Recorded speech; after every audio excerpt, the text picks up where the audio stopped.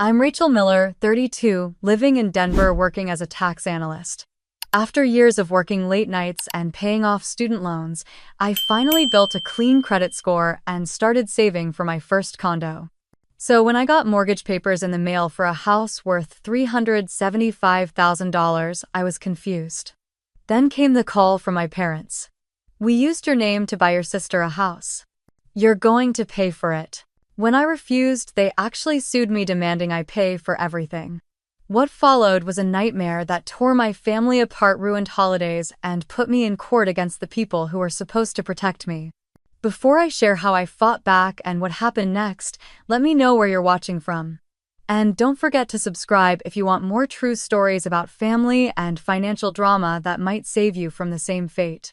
To understand how it got this bad between me and my family, you need to know who the Millers really are.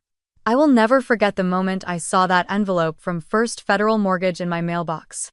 My hands shook as I pulled it out, staring at the bold logo on the corner. I hadn't bought a house, let alone a house worth $375,000. Why would they send me payment documents? The late afternoon sun felt harsh on my face as I stood by the curb, tearing the envelope open with trembling fingers. My eyes scanned the page, the words blurring for a second as my brain tried to process them. Mortgage approval. Monthly payment of $2,400. My name, Rachel Miller, typed neatly at the top. It felt like the world tilted under my feet. I stumbled inside my small Denver apartment, dropping my keys on the floor as I made my way to the kitchen counter. I laid the papers down, spreading them out, flipping page after page. Each page had my name. Some had my signature. Or at least it looked like my signature.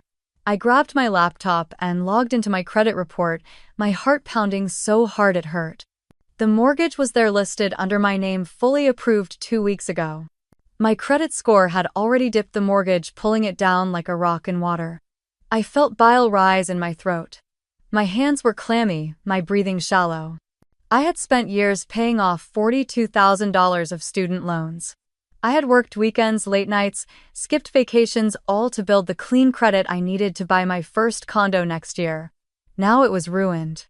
I sat down on the kitchen floor, papers scattered around me, pressing the heels of my hands into my eyes. I was trying to stop the tears, to stop the panic, but a sob slipped out anyway. I don't know how long I sat there before my phone rang, vibrating against the tile floor. I stared at the screen, seeing the words "Momcell" glow back at me. My thumb hovered over the answer button. Then I pressed it. "Hi, Mom," I said, my voice hoarse. "Rachel, sweetie," my mother's voice came through, calm, too calm. "Did you get the house papers yet?" I froze. "What did you say?" I asked, my voice sharper than I intended. "The papers from the mortgage company," she continued, her tone casual, like she was talking about a birthday card she had sent. "Did you get them today?" My vision narrowed and I pressed the phone tighter to my ear. "Mom, what the hell is going on?" There was a pause, a small sigh. "Don't be dramatic, Rachel," she said softly. "We can talk about it later." "No," I snapped, my voice rising. "You tell me right now. Did you use my name to buy a house?" "Your father and I just thought it would be easier this way," she said, her voice suddenly sharp. "It's a family matter. We will explain when you come home." I heard a click. She had hung up. I stared at the phone in my hand, my breath coming in short gasps. My mind raced through every possibility, but they all led back to one terrifying thought. My parents had used my name to buy a house I didn't know about, a house I didn't agree to. I pushed myself off the floor, grabbing my purse and the mortgage papers. My hands were still shaking as I found my car keys, nearly dropping them as I headed toward the door. I needed answers. And I was going to get them tonight. I drove the entire way to my parents' house, gripping the steering wheel so tight my knuckles turned white. The Denver skyline faded in my rearview mirror as I pushed down the highway, my mind spinning with every worst-case scenario. How could they do this? How could they use my name, my credit, my future for something I didn't agree to? My phone buzzed on the passenger seat. A text from my dad. "Drive safe. We'll talk when you get here." I ignored it. The sun was setting as I pulled into the familiar neighborhood I grew up in. The houses looked exactly the same, with trimmed lawns and American flags waving on porches. It should have felt comforting, but I felt like I was stepping into enemy territory. I parked in front of the house, the same house I had left when I went to college at 18, determined to make my own way without asking them for a single dollar. Their porch light was on, and I could see shadows moving behind the curtains. I took a deep breath, grabbing the mortgage papers, and walked up the steps. The door opened before I could knock. "Rachel, honey," my mom said, her smile tight, her eyes darting to the papers in my hand. "Don't honey me," I snapped, stepping inside. "What did you do?" My dad was sitting in his recliner, the television muted, his face blank as he looked at me. "Let's sit down," he said. I didn't sit. "You used my name to buy a house," I said, my voice shaking. "Tell me I'm wrong." My mom closed the door and leaned against it, folding her arms. "Rachel, it's not what you think," she started. "It's exactly what I think," I fired back. "You forged my signature, you applied for a mortgage in my name, and now I'm responsible for a $375,000 loan I never agreed to." My dad sighed, leaning forward, elbows on his knees. "Your sister needed help," he said, as if that explained everything. "Sophie," I almost laughed, but it came out as a choked sound. "Sophie can't hold a job for more than 3 months, and now you think buying her a house in my name is going to fix her life?" My mom's eyes flared. "Don't talk about your sister like that." "I'll talk about her however I want," I snapped, since apparently I'm the one paying for her now. My dad stood up, his hands raised. "Rachel, listen," he said, his voice calm, the same voice he used when I was a kid, trying to explain why I should just go along with whatever he decided. "We needed to act quickly. The market is hot right now, and this house was a perfect opportunity for Sophie to get a fresh start. She deserves that." At my expense, I shouted, tears burning behind my eyes. "I've worked my ass off for years to build my credit, to pay off my loans, to save for my own place, and you just decided to take that from me without even asking." My mom stepped forward, her voice softening. "Rachel, you're doing well. You can afford this. Sophie can't. Family takes care of family." "No," I said, shaking my head, stepping back. "You don't get to decide how I take care of this family." My dad's face hardened. "The house is already in your name," he said, his voice cold. "There's nothing to change now. You're going to help your sister whether you like it or not." The finality in his voice made something snap inside me. I threw the papers onto the coffee table, the pages sliding across the wood. "This is fraud," I said, my voice steady now. "You committed fraud, and you think I'm just going to roll over and accept it." My mom's eyes widened, and she looked at my dad. "Don't say that word," she hissed. "It's the truth," I said, "and I'm not going to let you ruin my life because you can't say no to Sophie." My dad stepped closer, towering over me. "Lower your voice," he said, his jaw tight. "You are not going to destroy this family over money." I looked up at him, feeling the rage boil in my chest. "Watch me." I turned and walked out, my mother calling my name, but I didn't look back. The cold air hit me as I stepped outside, and I sucked in a breath, trying to calm the pounding in my head. I fumbled with my keys, my hands shaking as I got into my car. I started the engine, gripping the steering wheel, staring at the house I once called home. They thought I would just accept this. They thought I would pay for Sophie's house because it was easier than fighting back. They were wrong. I shifted the car into drive, pulling away from the curb as the porch light glowed behind me. I was going to fight this, no matter what it cost me. I didn't know that stepping into my childhood home in Denver that night would destroy my family forever. The familiar creak of the front door felt wrong as I stepped inside. The living room smelled the same, a mix of old carpet and my mom's lavender spray. But the air was heavy, thick with something I couldn't name. My dad, Tom, was sitting in his recliner, wearing the same gray Broncos hoodie he always wore. He was 60, retired early after working years as a mechanic, but he looked older tonight. My mom, Linda, was in the kitchen wiping her hands on a dish towel, her eyes red and puffy. And then there was Sophie. She was sitting on the couch, scrolling on her phone, her blonde hair pulled up in a messy bun. 28, unemployed, and living in an apartment she could barely afford. I knew she had credit card debt, $16,000 last time I heard, but she never seemed worried. I stood there clutching the papers, the silence stretching until it felt like it would choke me. "Sit down, Rachel," my dad said, his voice calm. "I'm fine standing," I shot back. My mom glanced at my dad before stepping forward. "Sweetie, we need to talk about this calmly." I held up the mortgage papers. You mean talk about how you stole my identity to buy a house for Sophie? My mom's lip trembled. Don't say it like that. How should I say it? I snapped, my voice rising. You used my credit. You forged my signature. You took out a $375,000 loan in my name without asking. My dad stood crossing his arms over his chest. Sophie needed help, he said. She found a house in Aurora, a good place, a chance to start over. I let out a bitter laugh. And that means you get to steal my future to pay for hers. My mom's eyes filled with tears and she reached out for my hand, but I pulled away. Rachel, please, she said, her voice breaking. We're family. Family helps each other. You have a good job. You're doing well. Sophie needs this. I felt like the air had been knocked out of me. You think that just because I've worked hard I owe you this? My voice shook. That I should just pay for Sophie's life because she won't get it together. Sophie finally looked up from her phone, her eyes narrowing. I'm trying, Rachel, she said, her tone defensive. It's not my fault the system is stacked against people like me. People like you, I repeated, my jaw clenching. People who can't hold a job for more than 3 months because they're too busy partying. Enough, my dad snapped, his voice loud enough to make me flinch. You will not speak to your sister that way. I turned to him, anger rising like fire in my chest. I will speak the truth, I said. You didn't even ask me. You just decided that my life, my credit, my money was yours to use for Sophie.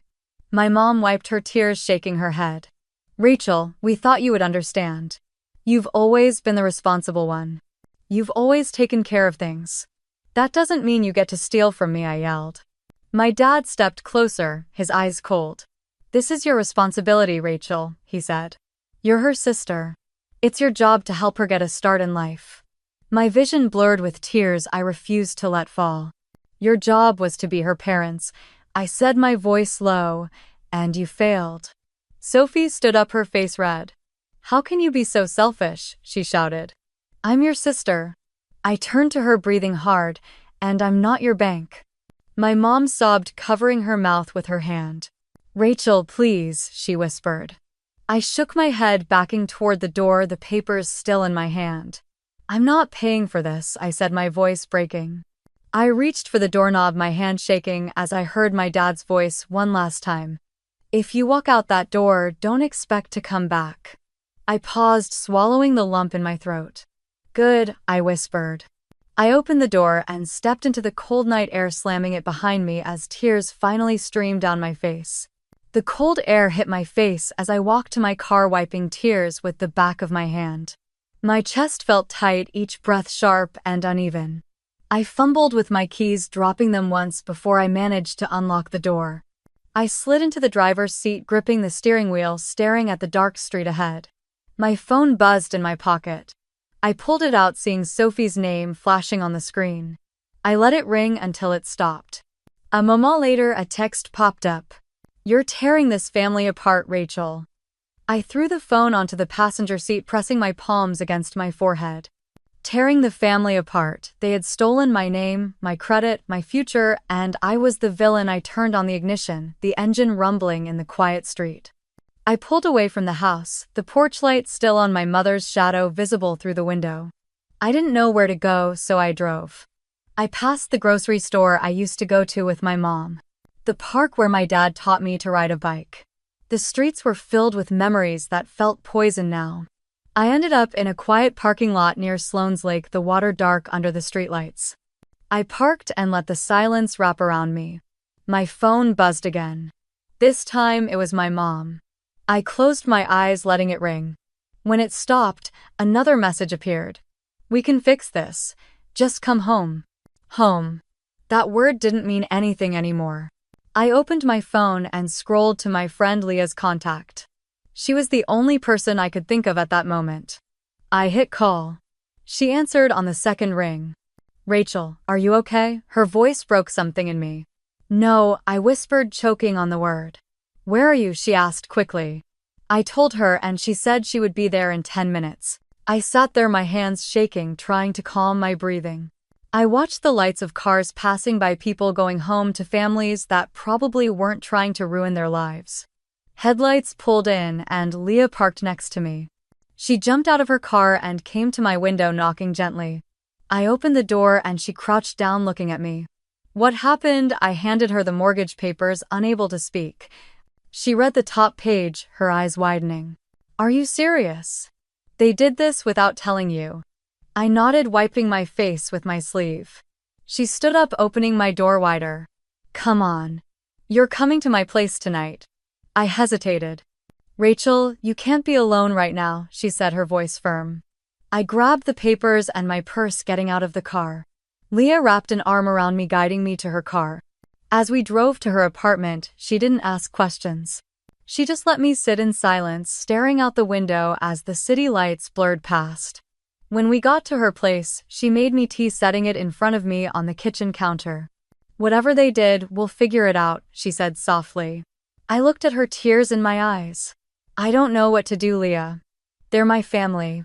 And you're allowed to protect yourself, she said. I opened the papers again, staring at the numbers, the payment schedule, the debt that was now tied to my name. I felt the fear and anger rise again, mixing into something sharp. They think I'm going to pay for this, I said quietly. Leah nodded. What are you going to do? I looked up at her, my jaw tightening. I'm not paying a single cent for that house, I said. I closed the papers, feeling a new clarity in my chest. If they wanted a fight, I would give them one. And I would not lose. I thought it would end when I said no. I was wrong. It was only the beginning. The next morning, I called Emily. She was my best friend from college, now a real estate attorney in Denver. My hands shook as I dialed her number, pacing Leah's small kitchen. Rach, Emily answered, her voice warm but cautious. Are you okay? No, I said, clutching the mortgage papers. I need your help. An hour later, I was sitting in Emily's office downtown, the papers spread across her desk. She wore her dark hair tied back, glasses perched on her nose as she flipped through each page. Rachel, she said, slowly tapping her pen against the page with my signature. This isn't your signature, is it? I shook my head. And this notary stamp, she continued, squinting at the seal, it's fake. The number doesn't match any registered notary in Colorado. My stomach dropped. So what does that mean? I whispered. It means this mortgage was fraudulently filed using your identity. Emily said, her voice firm now. They forged your name, Rachel. I let out a shaky breath, pressing my fingers against my forehead. I can't believe they did this to me. Emily reached across the desk, squeezing my hand. They never thought you'd fight back, she said softly. I nodded, wiping a tear away before it could fall. We spent the next hour making copies of everything, Emily explaining the process of filing a fraud report with the mortgage company and credit bureaus. She told me to keep records of every message, every call, every email from my parents. They're going to pressure you, she warned. Do not give in. That afternoon, I drove back to my apartment, my mind racing with everything Emily had said. I sat in my car, scrolling through Instagram to distract myself, but then I saw it. Sophie had posted a photo of herself standing in front of the house in Aurora, smiling, her arms stretched wide. New beginnings, the caption read, followed by a heart emoji. And then the part that made my blood boil. Thank you to my amazing sister for helping me get my first home. I could feel the heat rush to my face, my hands shaking as I stared at the screen. The comments under the post were filled with people congratulating her, praising me for being such a supportive sister. I threw my phone onto the passenger seat, letting out a scream that echoed in the car. She was acting like I had willingly given her this, like I was happy to sacrifice everything I had worked for so she could play house. My phone buzzed again. A text from my mom. Don't forget the first payment is due in 2 weeks. Another text followed. It's only $2,400 a month, Rachel. You can handle that. I didn't respond. Then came the calls. My mom, my dad, even Sophie, leaving voicemails about how I needed to step up, how family came first, how I was being cold and selfish. I blocked their numbers, but they found new ones to call from. The voicemails kept coming. I tried to focus on work, burying myself in tax reports and client emails, but I couldn't escape the buzzing of my phone, the constant notifications that made my chest tighten every time I looked. Then it got worse. I was called into HR at my firm. I walked into the small office, my heart pounding as my HR manager, Jeff, closed the door behind me. Rachel, he said, clearing his throat, we received an email from someone claiming to be a family member. They said you're experiencing a mental health crisis and might be a risk to your clients. I stared at him, the words sinking in like stones. What I managed to say. Jeff sighed, folding his hands on the desk. I'm not saying we believe it, but we need to address it. Is there something going on at home you want to talk about? I closed my eyes, trying to steady my breathing. It's a family situation, I said quietly. They're trying to force me to pay for something I didn't agree to, and now they're trying to ruin my life when I refuse. Jeff nodded slowly. Take the day if you need it, Rachel. We're here if you need support. I nodded, standing up, my legs feeling weak as I walked out of his office. As I stepped outside into the cold Denver air, my phone buzzed again. An email notification. I glanced down at the subject line. Notice of lawsuit. I stopped in the middle of the sidewalk, the world spinning around me. They were really going to sue me. I stood frozen on the sidewalk, clutching my phone, reading those 3 words over and over. Notice of lawsuit. People moved around me, rushing to lunch or heading back to work, but I couldn't move. My ears buzzed, and for a moment I couldn't catch my breath. I forced myself to walk back to my car, each step heavy, my mind spinning. In the driver's seat, I opened the email. My parents had hired an attorney. They were suing me for the entire mortgage balance, claiming I had verbally agreed to pay for the house and was now refusing to uphold a family commitment. They were calling me a liar. They were calling me a thief. I scrolled down, seeing the attachments. Legal documents, demand letters, copies of the mortgage papers with my forged signature now being used as evidence against me. I slammed my phone onto the passenger seat, gripping the steering wheel until my knuckles turned white. How could they do this to me? How could my own parents turn me into the villain to protect Sophie's fantasy life? My phone rang. It was Emily. Did you get it? She asked immediately. Yes, I whispered, my voice shaking. Rachel, listen to me, she said, her voice firm. Do not respond to them directly. Forward the email to me. We need to act fast. Tears blurred my vision as I opened the email and hit forward, sending it to Emily. I can't believe they're doing this, I choked out. Emily was quiet for a moment. I can, she said softly. They think you'll fold. That you'll pay just to make it stop. I wiped my face with the back of my hand. I'm not paying for this, I said. I know, Emily replied. We're going to fight this. I'm connecting you with a litigation attorney today. You need to protect yourself, Rachel. I nodded, though she couldn't see me. I'm so tired, Emily, I whispered. I know you are, she said. But you're stronger than you think. We hung up, and I sat there staring out the windshield, watching the people walking by, living normal lives. I drove home, every mile filled with dread, thinking about what would happen if I lost this fight. My credit would be destroyed. I would be drowning in debt for a house I didn't own, for a sister who didn't care. When I got home, I collapsed on my couch, the papers still open on my phone, the lawsuit a dark cloud over everything. My phone buzzed again. A text from Sophie. You did this to yourself. Just pay the mortgage and end this. I stared at the message, the rage in my chest mixing with exhaustion. I thought of every time I covered for her, every time I paid for her gas, for her rent, for her emergencies that never ended. I thought of my parents sitting in that house, deciding my future without me. And I realized something. They thought I would give in. That I would sacrifice my life, my credit, my peace, just to keep the family from falling apart. They were wrong. I opened my laptop, pulling up the list Emily had sent me. A litigation attorney named Mark Harris was at the top. I dialed the number, my hands steady for the first time in days. Mark Harris, this is Rachel Miller, I said when he answered. I need to fight my family, and I need to win. I never thought my parents would sue their own daughter until I held the lawsuit demanding $375,000 in my hands. I sat on the floor of my apartment, the thick stack of papers spread out in front of me. My breathing was shallow, my heart pounding so hard it hurt.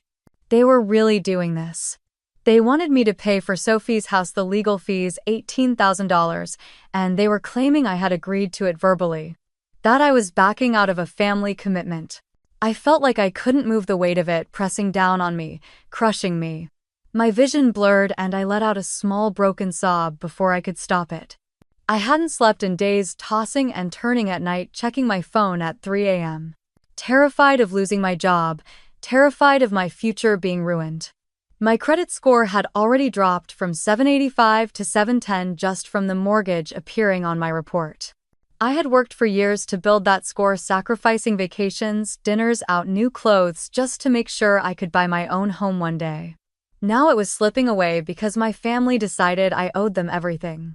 I picked up my phone and called Emily, my fingers trembling. "Rachel," she answered immediately. "Are you okay?" "No," I whispered, my voice cracking. "They filed it. They really filed it." Emily was quiet for a moment. "I'm so sorry, Rach," she said softly. "We're going to get through this. I promise." She sent me the contact for Mark Harris, a litigation attorney she trusted. I called him that afternoon, sitting in my car in the parking lot of my office, my hands sweating as I held the phone to my ear. Rachel Miller. Mark's voice was calm, confident. "Emily told me about your situation. I can help you, but you need to understand litigation is expensive." I closed my eyes, swallowing hard. "How much?" I asked. "My retainer fee is $8,000, he said. "That will cover the initial filings, but if this goes to court, costs will increase." $8,000, almost everything in my emergency fund. The fund I had built to protect myself, to feel safe. Now it would be gone because my parents were trying to destroy me. "I'll send over the retainer agreement today," Mark said. "The sooner we file your response, the better." I ended the call staring at the dashboard, tears rolling down my cheeks. For a moment, I thought about giving up. About paying the mortgage, letting them win just so it would stop, so I could sleep again. But then, as I sat there, my phone buzzed with a notification. Instagram. I opened it and there she was. Sophie, standing in front of the house in Aurora, holding a coffee, smiling, with her perfect hair and perfect nails. "Sunday vibes in my new home," her caption read. She had tagged the location, bragging about her fresh start, her dream home. The comments were filled with her friends praising her, telling her how lucky she was, how they were so proud of her. I felt something shift inside me. They thought I would break. They thought I would sacrifice everything to protect them. They thought wrong. I wiped my tears, opened my laptop, and signed the retainer agreement with Mark Harris. If they wanted a fight, I would give them one. I would not let them take my life from me. I wired the $8,000 to Mark the next morning, feeling every penny like a punch to the gut. I watched the balance in my savings drop to a number that made me feel exposed, like the safety net I had spent years building was gone in a single moment. Mark called me that afternoon. "Rachel, I've reviewed the lawsuit," he said, his voice steady. "They're claiming you verbally agreed to pay for the mortgage and that you backed out, causing financial harm to your parents and sister." I sat at my kitchen table, clutching my coffee mug so hard my fingers ached. "That's a lie," I said quietly. "I know," Mark replied. "We're going to file a formal response denying all allegations and countersue for financial abuse and identity fraud." My heart pounded. "Are you sure we can win this?" Mark paused for a moment. "I'm confident," he said. "But you need to understand, Rachel, this will get uglier before it gets better. They will try to pressure you. They will try to scare you." I nodded, even though he couldn't see me. "I'm ready," I said. That night, I barely slept.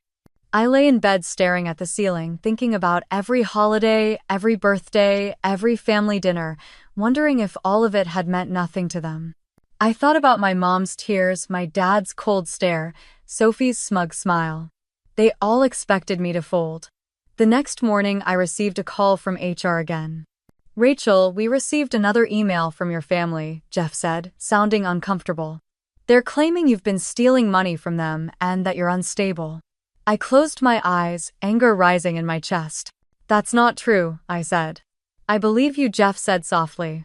"But you need to handle this. We can't have this disrupting your work." I hung up, my hands shaking, and texted Emily. "They're trying to destroy me," I wrote. "Don't let them," she replied. "You're stronger than they think." I opened my laptop, reading through the documents Mark had sent me. He had drafted the official response to the lawsuit, denying every claim, attaching the evidence of the forged documents, the fake notary stamp, and the emails and texts my parents had sent admitting what they did. He had also filed a counterclaim for identity theft, financial exploitation, and emotional distress. My phone buzzed again. Mark. Rachel, I just filed everything with the court, he said. You've officially responded and your family will be served with the countersuit. I exhaled, a mix of fear and relief washing over me. What happens now? I asked. Now we wait, Mark said, and we prepare. There was a pause, and then his voice softened. Rachel, I need you to be ready for what's coming. Your family will be exposed for what they did. They will try to twist everything, but the truth is on your side. I closed my eyes, letting his words sink in. Thank you, Mark, I said. You're welcome, he replied. And Rachel. Yeah. Prepare yourself. Your family is about to be exposed in court. I thought they couldn't go any lower until they started threatening to destroy everything I had built. It started with a text from my dad late one night. Your mom is in the hospital. She can't handle this stress. If you keep going, you'll kill her. I sat on my bed, the glow of the screen lighting up the dark room, my hands shaking. My chest tightened, a cold fear creeping through me. Then, another message. Is this worth your mother's life, Rachel? I covered my mouth, trying to muffle the sob that broke out of me. For a moment, I almost believed them, almost felt the old guilt trying to drag me back into submission. But then I remembered the forged papers. The sleepless nights. The lawsuit they filed against me. I wiped my tears and turned off my phone. The next morning, I woke up to a notification from Instagram. My stomach dropped when I saw Sophie's face on a GoFundMe link shared by mutual friends. Left behind by my sister trying to save my home, the title read. There was a video of her, fake tears in her eyes, talking about how I had abandoned her and left her homeless while I was living comfortably, refusing to help. Thousands of shares. Hundreds of comments calling me selfish, heartless, ungrateful. People who didn't even know me telling me to do the right thing. I slammed my laptop shut, breathing hard, my hands shaking with anger. That afternoon, HR called me in. Rachel, Jeff said, avoiding eye contact, we think it's best if you take some time off.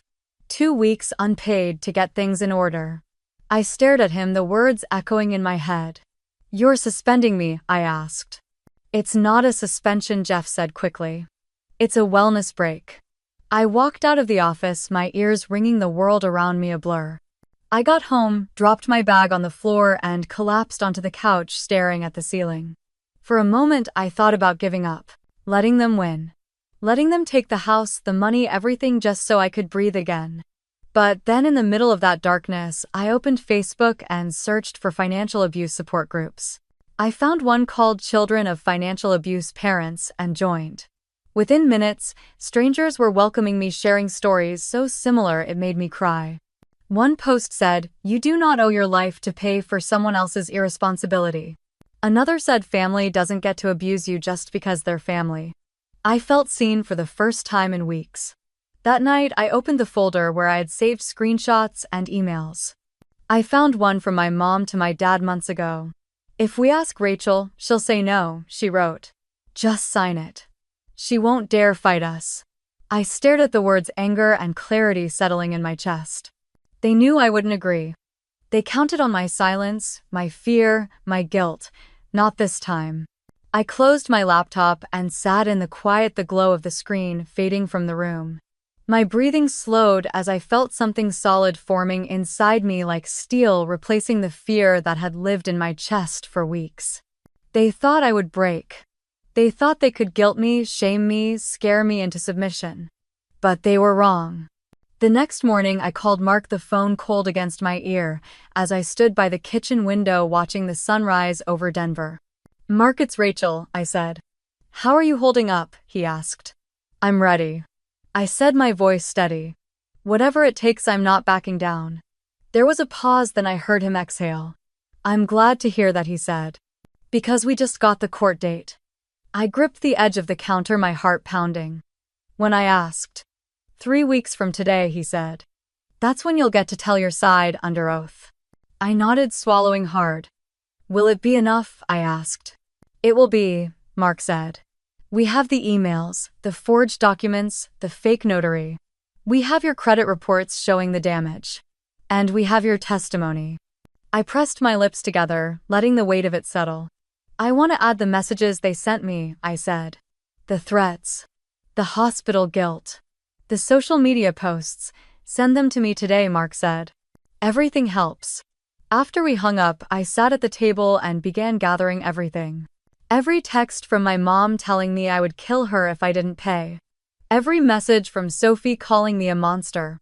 Every screenshot of the GoFundMe page and the hateful comments from strangers. Every lie they had told about me, I printed and organized. That afternoon, I went for a walk around Sloan's Lake, the cold air burning my lungs, my boots crunching on the gravel path. I watched families jogging, kids riding scooters, couples holding hands. I wondered if those families would ever understand what it felt like to have your parents betray you. To have your sister weaponize the internet against you. To have your entire life turned upside down because you refused to pay for someone else's choices. My phone buzzed in my pocket. A message from Emily. You're doing the right thing. I'm proud of you. I typed back, thank you, I needed that. As the sun dipped below the mountains, painting the sky in streaks of orange and pink, I made myself a promise. I would walk into that courtroom with my head high. I would not apologize for protecting myself. I would not let them silence me again. That evening, as I was cleaning up the papers on my coffee table, another text came in. This time from Mark. Rachel, the judge approved our evidence submission today, he wrote. Prepare yourself. Your family will be exposed in court. I never thought I would face my own parents in court, but that day I was no longer their weak daughter. The morning air was sharp as I walked up the courthouse steps in downtown Denver. My hands were cold, but my grip on the folder was steady. Mark met me outside dressed in a dark suit, his expression calm. You ready? He asked. I nodded. I'm ready. Inside, the courtroom smelled like old wood and coffee. The walls felt heavy, like they were holding the weight of every family that had stood here before me. Tom and Linda were already seated at the plaintiff's table, Sophie between them, her hair curled perfectly, her eyes puffy like she had been practicing tears. Their lawyer, a gray-haired man named Richard Blake, turned and gave me a polite nod, but his eyes were cold. Mark and I sat down, and I tried to steady my breathing as the judge entered. Case number 24 to 7865, Wilson versus Miller, the bailiff announced. All rise. We stood, and I felt the moment settle on my shoulders heavier than I expected. The judge, a woman named Judge Carter, nodded for us to sit. Let's proceed, she said. Blake stood first, his voice smooth as he began. Your Honor, this case is about family obligations. About a daughter who promised to help her sister have a stable home, then abandoned that promise, leaving her family in financial ruin. I clenched my jaw, my fingers digging into the folder on my lap. Linda sniffled, dabbing at her eyes with a tissue. Tom stared straight ahead, his arms crossed. Sophie wiped away a tear, shaking her head like she couldn't believe how cruel I was. Blake continued, painting me as selfish, ungrateful, cold. That I made good money and refused to help the family that raised me. When he finished, the courtroom fell quiet. Mark stood, buttoning his jacket.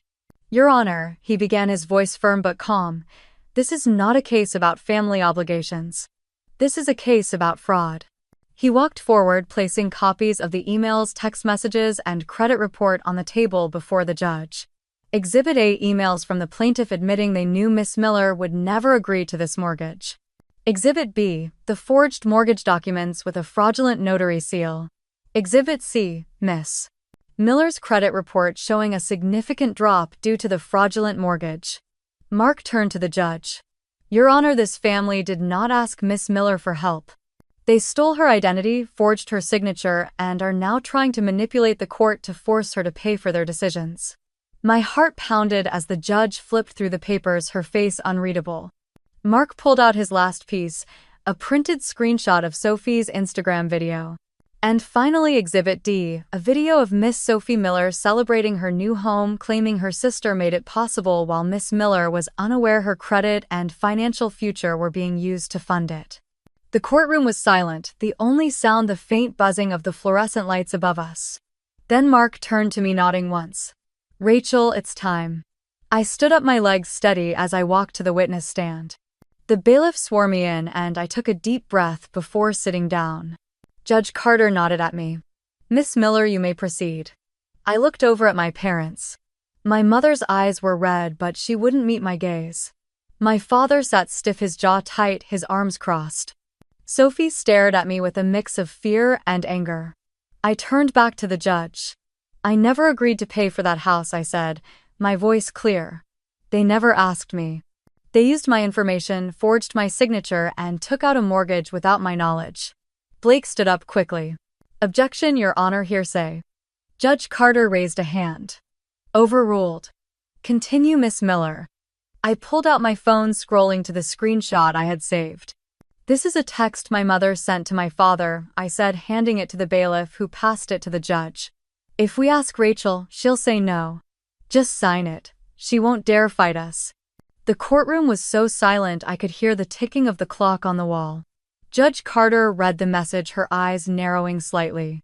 I looked back at my parents. My mother was shaking her head, whispering, "No, no, no."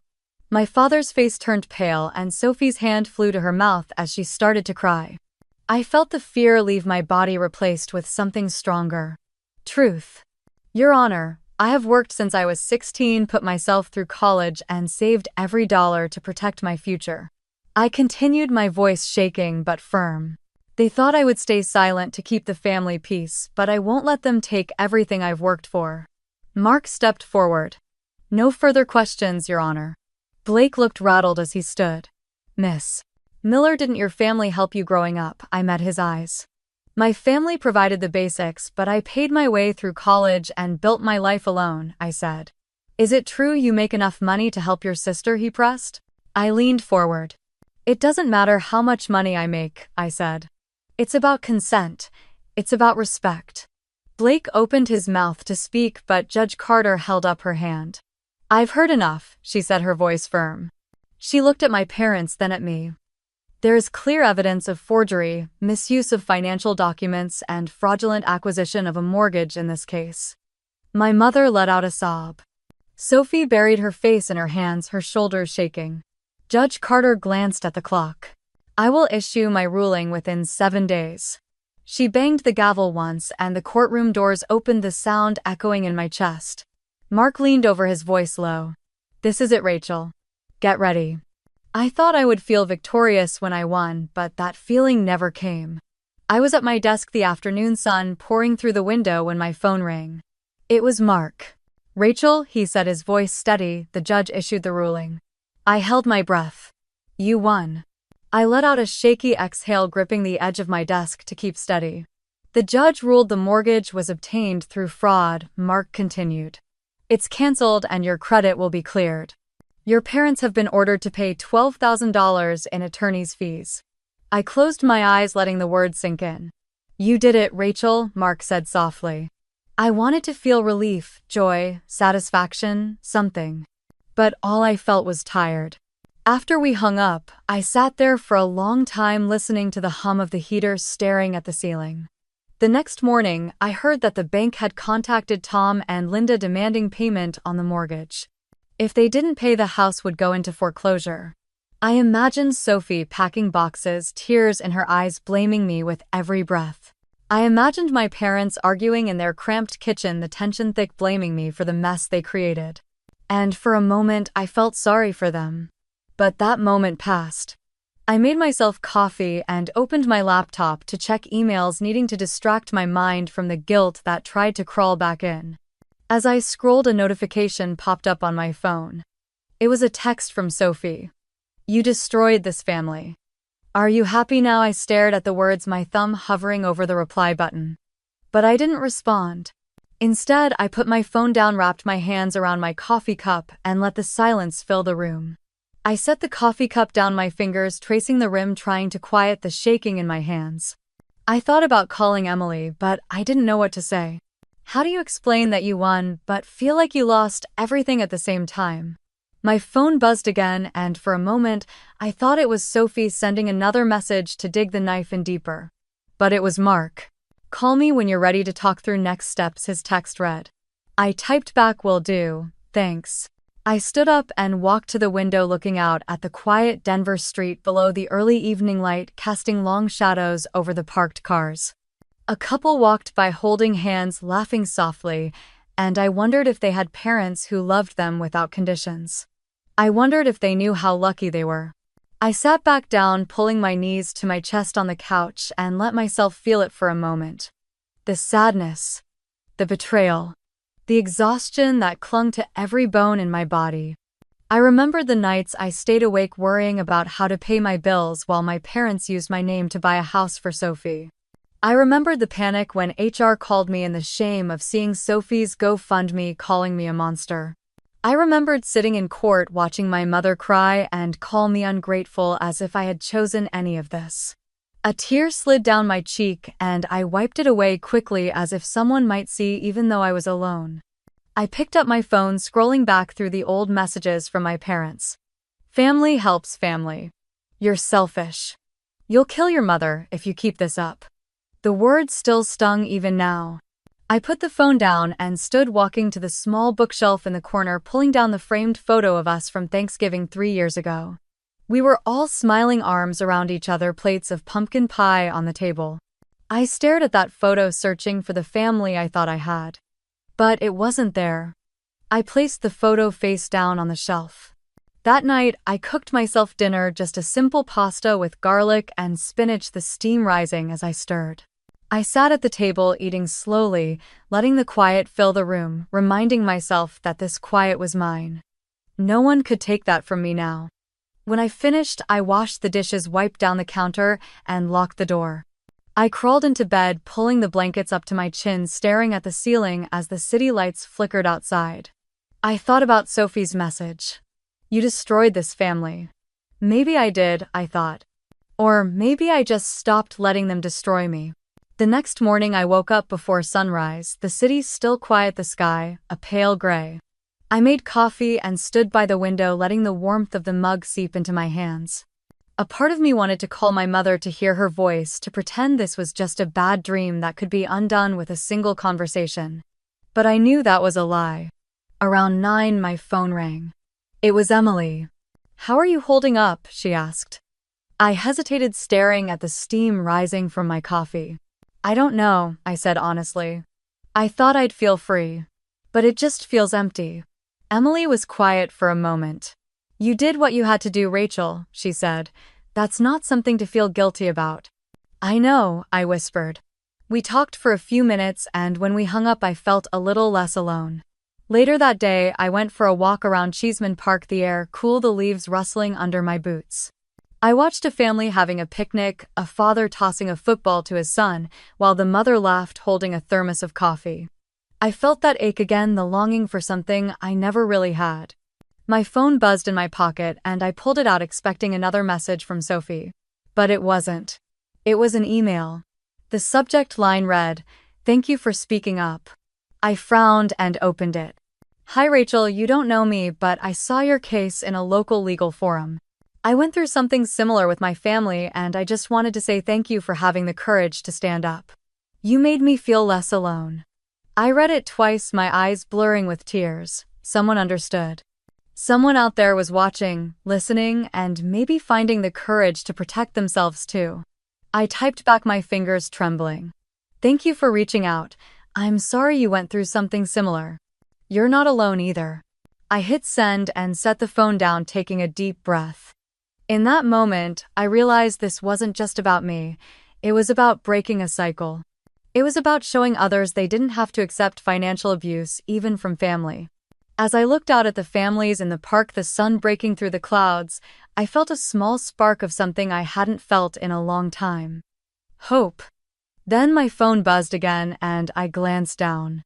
It was from Mark. "Call me when you can. We need to discuss what comes next." I lost my family, but I found myself again. When I walked back into the office that Monday, my palms were sweating. I could feel every eye on me as I crossed the floor to my desk, the quiet hum of keyboards pausing for a moment. But when I sat down, I felt steady. My manager Kelly came over, leaning on the divider. "Glad to have you back, Rachel," she said. I nodded, a small smile tugging at my lips. "Thank you," I said. "It's good to be back." I turned on my monitor, logged in, and let the familiar flow of numbers and spreadsheets calm my mind. At lunch, I checked my credit score. It had inched back up to 730, climbing slowly from the mess it had become. I started packing lunch again, cutting back on takeout, funneling every extra dollar into rebuilding my emergency fund. Every small step felt like a piece of myself returning. One Saturday morning, I stood in front of a small group of women at a local community center, sharing my story for the first time. They sat in a circle, some nodding, some with tears in their eyes, as I spoke about financial abuse within families. How it doesn't always look like screaming or threats. How sometimes it's quiet, wrapped in family loyalty. How it can drain you until there's nothing left. A woman in the back raised her hand. "How did you find the courage to say no?" she asked. I paused, looking down at my hands. I realized no one was coming to save me, I said. And I deserved to save myself. When the session ended, a few women hugged me, whispering, "Thank you." Walking to my car, I felt lighter than I had in months. That night, I sat on my small balcony, a blanket wrapped around my shoulders, watching the Denver skyline flicker against the dark. The air was crisp, carrying the sounds of distant traffic and the laughter of neighbors down the street. I held a cup of tea, letting the steam warm my face, breathing in the quiet. My phone buzzed with a notification, and for a moment my heart jumped, afraid it was another message from Sophie. But it was an email from Kelly. "Just wanted to say again, we're glad you're back. You've always been one of the strongest people I know." I set the phone down, tears welling up, but this time they were soft, grateful tears. The next morning, I walked into a small real estate office on Colfax, the air thick with the scent of coffee and paper. "Rachel Miller," the agent called out, smiling warmly. "Yes," I said, stepping forward. We sat down, reviewing the final paperwork for the one-bedroom condo I was about to close on. Mortgage $210,000. In my name. Only my name. As I signed the last page, I felt something shift inside me. A quiet, steady confidence I hadn't felt in years. Walking out of the office with the keys in my hand, I stood in the morning sun, closing my eyes, letting the warmth wash over me. This was mine. No one could take it from me. Later that evening, I ordered pizza, sat cross-legged on the floor of my empty condo boxes stacked around me, and took the first bite. I let myself smile. For the first time in a long time, I felt safe. A week after moving in, I finally unpacked the last box, placing a small plant on the kitchen counter. It was quiet, the kind of quiet that used to scare me. Now it felt like freedom. That afternoon, I checked my email, scrolling past promotions and bills until one subject line made me freeze. "Sophie." I hesitated before clicking it open, my stomach tightening. Her message was short. "I've started therapy.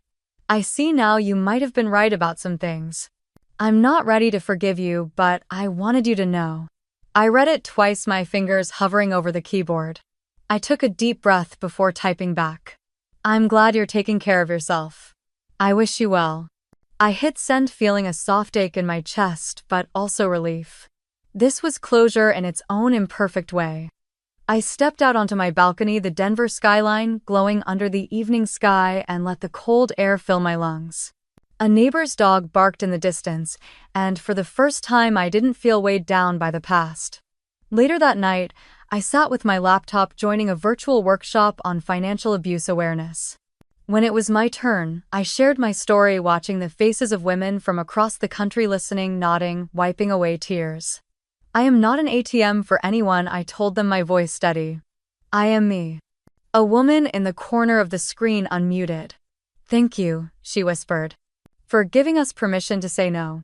After the meeting ended, I closed my laptop, leaning back on the couch, letting the quiet wash over me. My phone buzzed with a notification, a comment on one of my older posts. "You helped me leave a toxic situation. Thank you." I smiled, letting the warmth of those words settle into the quiet spaces inside me. I glanced around my small condo, the soft glow of the lamp casting a comforting light on the freshly painted walls. This was my home. My choice. My life. The next morning, I woke up to sunlight pouring through the sheer curtains, warming my face. I stretched, pulling the blanket tighter around me, taking a moment to listen to the quiet hum of the heater and the distant sounds of cars below. This was my space. I brewed a cup of coffee, the rich scent filling the air as I leaned against the counter. I scrolled through my phone, seeing another message from the workshop group. Your story gave me the courage to confront my parents, one woman wrote. I set the phone down, blinking back tears, letting her words sink in. After breakfast, I pulled on a coat and walked down to the local farmer's market, a small tote bag over my shoulder. Vendors were setting up stalls, the air filled with the scent of fresh bread and roasted coffee beans. I bought a bunch of sunflowers, placing them in the middle of my kitchen table when I returned, letting their bright yellow fill the room with quiet hope. Later that afternoon, Emily called. "So," she said, her voice warm, "how's it feel to have your own place on your own terms?" I laughed softly, tucking my feet under me on the couch. "It feels like I can breathe again," I said. "Like I'm not waiting for the next demand." "I'm proud of you, Rachel," she said. "You deserve this." We talked about small things, about a new coffee shop opening down the street, about a book she was reading. For the first time in a long time, a conversation wasn't weighed down by fear or shame. That evening, I opened my laptop, logging in to the budgeting app I had used for years.